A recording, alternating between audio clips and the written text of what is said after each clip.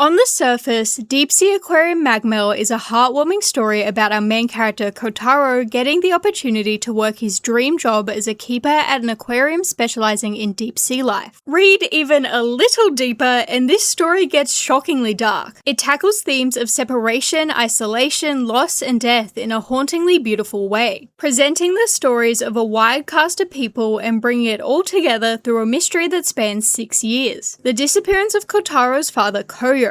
It's the reason behind his disappearance that I want to try and figure out today. Koyo is an enigma of a character. He has worked as a deep sea photographer for the majority of his life. Even after marrying his wife and having a child, he would still leave for days, even weeks at a time to go on trips and photograph rare sea life. He's also the best friend of the director of the Magmell Aquarium and Kotaro's boss, Minato. The thing is, 6 years before the start of the manga, he left on one of his trips and has not returned since. Before he left, all he told his wife was that he might be gone for a while and there's something he just has to find. We get a bit more context when Kotaro talks to Minato. Minato tells him that before Koyo left, his wife, who was also a close friend of Koyo's, passed away. Whenever Minato saw Koyo, it made him remember the time the three of them spent together. One day, he broke and lashed out at him. We don't know what was said, but it was clearly drastic, as the two never spoke again after that. Minato regrets it deeply, which we see when he tries to apologize to Koyo over and over. From this, we can pretty safely infer that whatever Koyo is looking for has something to do with Minato. Possibly something relating to his wife or a way of helping him overcome his grief. There is something Koyo says several times throughout the series, including directly to Minato. As long as there is life, even a jellyfish has the chance to gain bones. It's a Japanese proverb that essentially means anything is possible as long as you're alive. It's Koyo's way of encouraging Minato, and I think it was likely related to their fight. Minato is clearly depressed. In the past, he said he would die before his wife, and now that she is dead, it really only seems to be their child holding him together. He probably thinks he'll never be able to move on, to continue living. So I think Koyo is searching for this jellyfish with bones to show Minato anything is possible as long as he continues to live. And also, we know Koyo is definitely looking for a fish or at least something in the ocean, as we do actually see him briefly while he's supposed to be missing. It looks like he's diving, and he mentioned something about this being the last sea he needs to check. So what fish is he looking for exactly? That is a hard question to answer. I'm looking for a jellyfish with bones that lives in the deep sea and is incredibly rare. I also think it would be a creature that can be found near Japan, considering the setting and all. Shockingly, I am by no means an expert on fish. So all I could really do was scour the internet, looking for a fish that matches that description. It very quickly became apparent that a jellyfish with bones does not exist, because the whole defining characteristic of a jellyfish is that it doesn't have bones. So despite all the incredibly beautiful jellyfish that match every other criteria, they are not what I'm looking for, which unfortunately only made the search harder, as now I have to find a fish with bones that in some unknown, probably highly subjective way resembles or relates to a jellyfish. Some things were very close, but not deep sea creatures, or not rare enough to warrant 6 years of abandoning your family to find it. However, after exploring both the beautiful and horrific marine life the deep sea has to offer, I managed to find one fish that perfectly matches all the criteria. I feel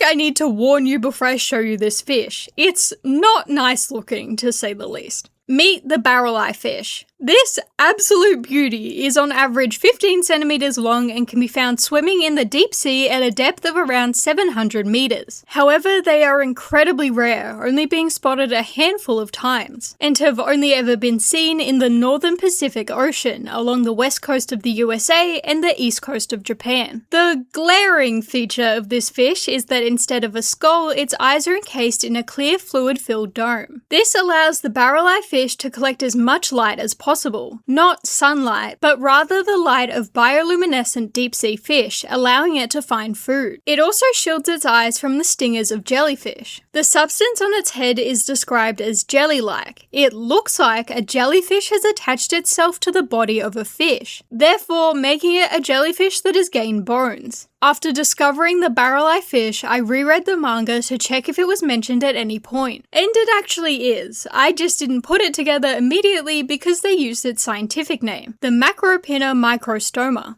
In the chapter, a kid asks Kotaro if one such fish has ever been raised at the aquarium before. Kotaro replies that there has not. The keepers at Magmell have only ever seen the fish in the wild once. They attempted to catch it gently so as not to crush it, but it managed to escape and swam off into the abyss of the deep sea. To this day, no one has ever found another, and it's become a dream of the keepers at Magmell to find and raise one. This is a shockingly significant plot point. This series never talks about fish we don't see at the aquarium or in the docks. And yet, over the span of 3 pages, this fish that no one has seen yet everyone dreams of is introduced and never brought up again. It's like it was set up perfectly to be found again later in the series, but that is yet to happen 10 volumes in. Unless it's exactly what Koyo is searching for. First and foremost, it matches all the criteria of what I believe Koyo is looking for, a rare deep-sea dwelling jellyfish with bones that can be found near Japan. Secondly, the story and themes of the chapter the barrel-eye fish is introduced align perfectly with Minato's whole story and the loss of his wife. This chapter is kind of weird, but anyway. There's this kid who's around 12 years old, and he develops a crush on a girl at his cram school. However, she's graduating soon, and he worries he'll never see her again. He asks the keepers for love advice and ends up inviting her to go to the aquarium together. Obviously, she turns him down. Afterwards, the kid says something really interesting. Before, he didn't think the aquarium would be a good place for a date, but now he gets it. He would have liked to see her amongst all the sea life. This is a mirror image of Minato and his wife. I mean, he hallucinates his dead wife with fish every opportunity he gets. They met because of their shared love of sea life. They were only supposed to meet for a short period of time as both had to move on with their life. However, despite everything, they found comfort in each other. And in the end, they weren't able to stay together, with his wife specifically being the one to leave first. Barrel-eye fish also connect really well with Magmell's whole theme of death, which, by the way, the name of the aquarium Magmell is literally the name of the Celtic underworld. They are incredibly fragile fish. Like the manga tells us, one wrong move could crush its head, killing it. They're also nearly impossible to forcibly bring to the surface, as the change in pressure causes their heads to collapse in on themselves. The fragility of life is something Magmell constantly reminds us of. Just like Koyo's saying, successfully finding and studying this fish would truly be the impossible made possible. It would be a poetic ending that connects the series' themes, this random loose end of plot, the purpose of the aquarium itself, and the larger mystery at play perfectly. So that's the theory I'm going with. However, you could totally argue that this fish has already had a chapter dedicated to it, so while it works, it would also be a kind of boring conclusion, wouldn't it? Maybe there's something I'm missing, or maybe the author will choose to do something unexpected, like invent a jellyfish that has bones. Honestly, I'm not entirely convinced Koyo hasn't just been dead this whole time. Nonetheless, thank you for your time.